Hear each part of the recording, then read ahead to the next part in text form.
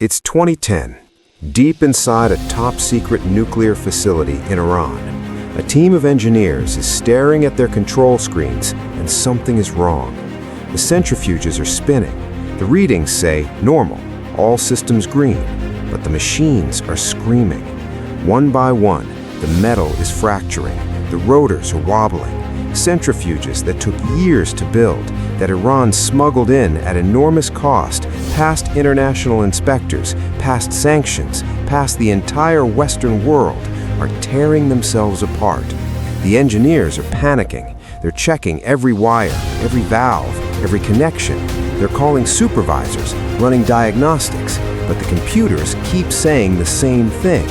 Everything is fine. And that's the thing that should terrify you, because the machines were not fine. They were dying, slowly, deliberately, and the people responsible for stopping it couldn't see a single thing wrong, because something was hiding inside those computers, something that had been secretly placed there by the most sophisticated cyber operation in human history, something that had crossed borders, jumped security walls, and slipped past one of the most tightly guarded facilities on the planet without a single soldier, without a single shot, without leaving a single fingerprint. And by the time Iran figured out what had happened, over 1,000 of their nuclear centrifuges were gone. This is the story of STUXNET, the world's first true digital weapon. And I promise you, this is not a tech story. This is a story about war, about power, about what governments are willing to do in the shadows so they never have to do it in the light. Stay with me, because this one rewrites everything you thought you knew about warfare. If you want the stories they never told you in school, about the wars fought in silence, the weapons no one can see, and the events that shape the world you're living in right now, you are exactly where you need to be. Subscribe to Thyra. Turn the notifications on. Now, let's go back to where this all began. The problem nobody could solve. Rewind. Build the stakes. Why did this weapon need to exist? To understand STUXNET, you first need to understand the nightmare it was built to solve.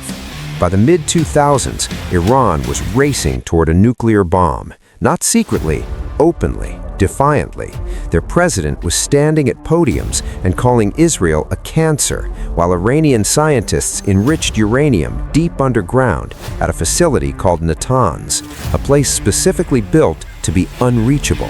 Natanz was buried under 8 meters of concrete. It housed 9,000 centrifuges, machines that spin uranium gas at insane speeds to purify it into weapons-grade material. It was surrounded by air defenses, isolated from the internet, cut off from the outside world. And the United States and Israel had a problem. A military strike could work. Israel had done it before. They bombed Iraq's nuclear reactor in 1981. They bombed Syria's in 2007. But Iran was different. Natanz was buried too deep. An airstrike might not destroy it, and if it failed, or if it succeeded, the entire Middle East could explode into a full-scale war. There was another option: sanctions, diplomacy, but Iran had watched those for 20 years and kept enriching. So, somewhere inside the most classified halls of American and Israeli intelligence, someone asked a question nobody had ever seriously asked before. What if we didn't bomb the facility? What if we broke it from the inside without ever going in? Building the impossible weapon. What happened next took years. American engineers at the Oak Ridge and Idaho National Laboratories secretly obtained the exact same centrifuge models Iran was using. They studied them obsessively.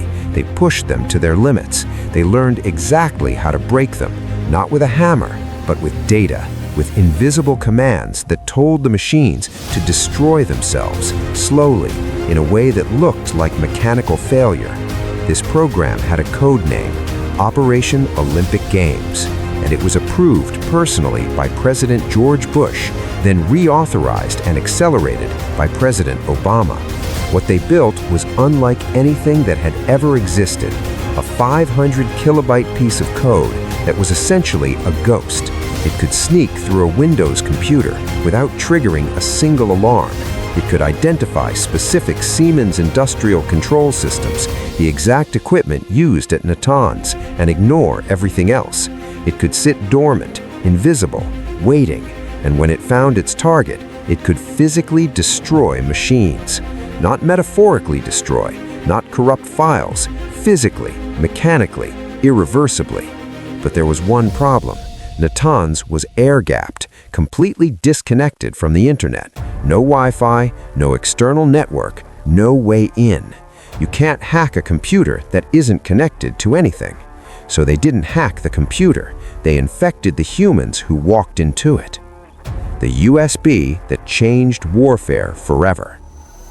5 Iranian contractors worked inside Natanz, engineering firms, equipment suppliers, workers who passed through security every day carrying laptops and USB drives. The NSA and Mossad quietly infected those companies' networks.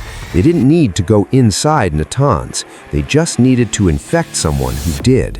And one day, it happened. A contractor plugged an infected USB drive into a computer inside the facility. The virus woke up, spread silently across the internal network, found the centrifuge control systems, identified its targets, and then it did something geniusly diabolical. It waited. It watched. It studied the normal operating patterns. It recorded exactly what normal looked like on the monitoring screens. Then, at a perfectly calculated moment, it struck. Phase 1. It closed the exit valves on the centrifuges while uranium gas was still being pumped in. The pressure inside the machines rose and rose until the spinning metal began to crack. Phase 2.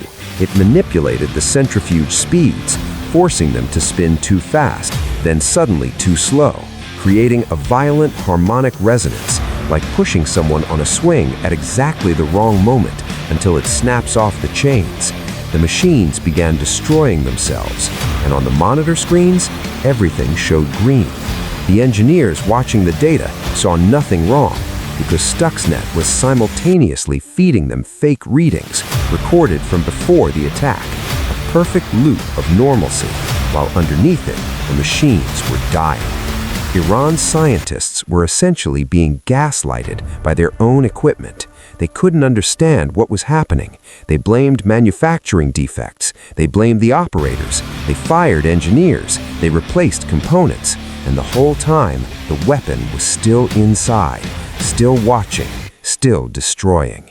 By the time Iran figured out what had happened, over 1,000 of their nuclear centrifuges were gone. If your brain just broke a little, good. That's what this channel is for. Hit that like button right now, not for the algorithm, but because you just learned something that most people alive today don't know.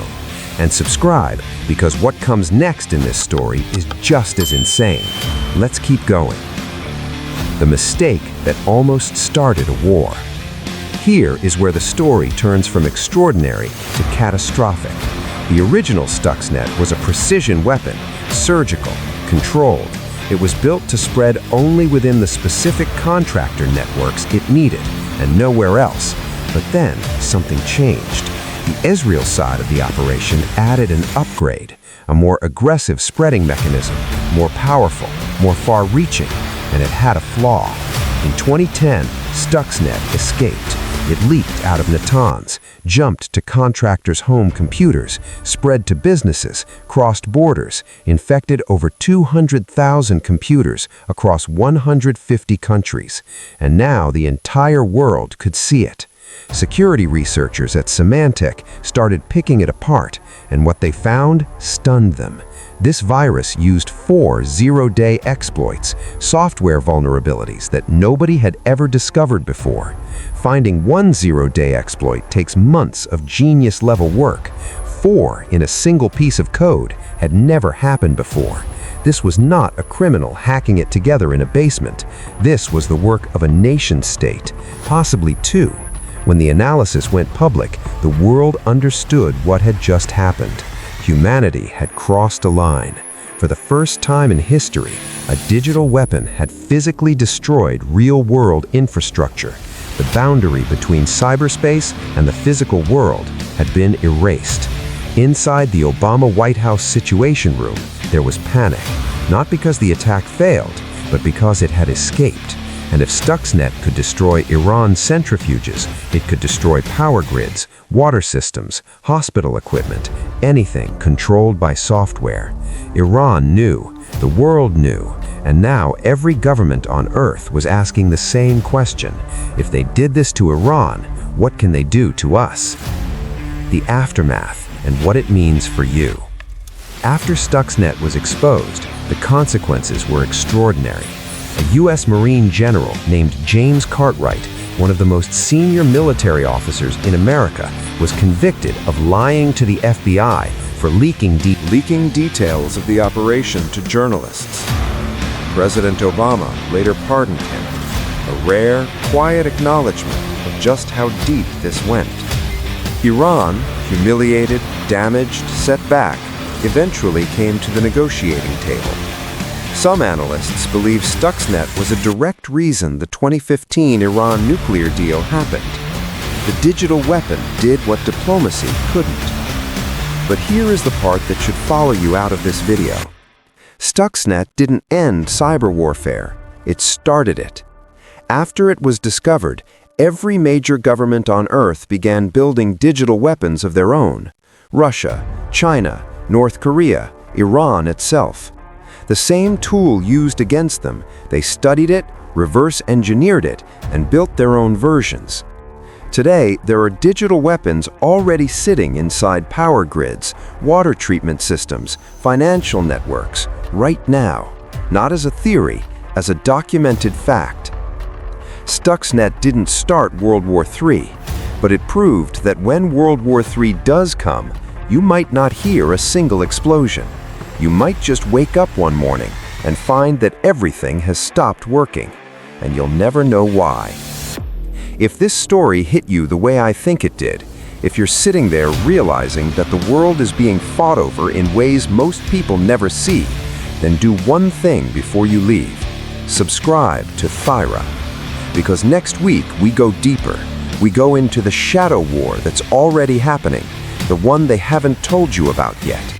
And trust me, you want to be here for that. The thought that stays. One USB drive. No soldiers, no missiles, no declaration of war. And the most advanced nuclear program in the Middle East shattered from within. They called it a computer virus, but make no mistake, STUXNET was a weapon of war.